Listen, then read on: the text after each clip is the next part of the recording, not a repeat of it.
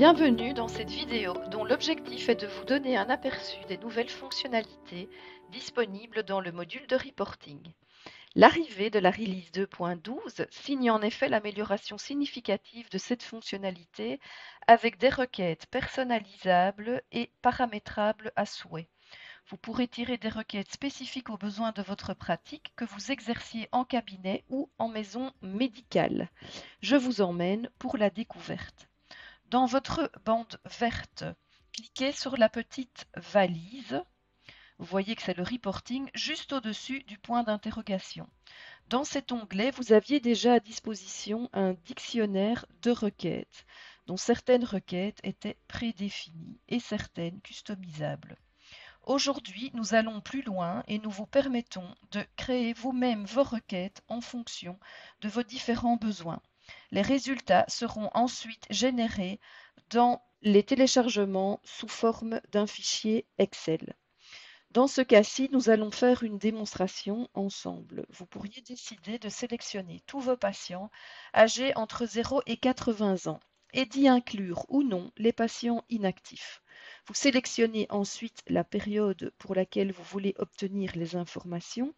Disons que nous cherchons à obtenir les informations pour tout le mois de septembre. Ensuite viendra le type de consultation à sélectionner. Dans ce cas-ci, nous allons essayer de rechercher les consultations. Ce genre de rapport répondra à des demandes que nous avons par exemple au support pour du personnel administratif qui cherche à savoir le nombre de patients qui ont été absents au rendez-vous.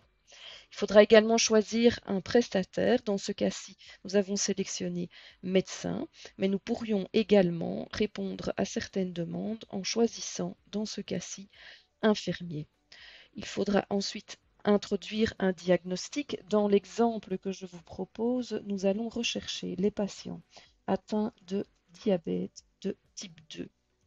Vous voyez que le système sélectionne automatiquement le code ICPC correspondant. Ensuite, dans la médication, vous voulez savoir si de l'insuline ont été administrées à ces patients. N'oubliez pas de sélectionner le type ici entre médication ou prescription.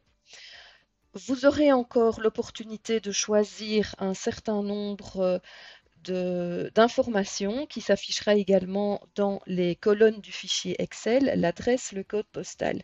Tous ces champs sont sélectionnables ou non. Il faut être conscient que votre requête, une fois lancée, pourra prendre du temps. En effet, MediSpring va aller décrypter chacune des fiches patients pour déceler si la fiche patient correspond aux critères demandés. C'est aussi lié au haut niveau de sécurité que nous appliquons pour chacune des bases de données.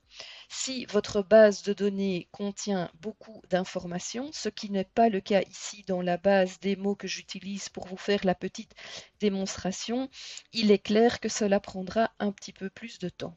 La personne qui lance la requête n'aura pas accès à MediSpring le temps de récolter les informations.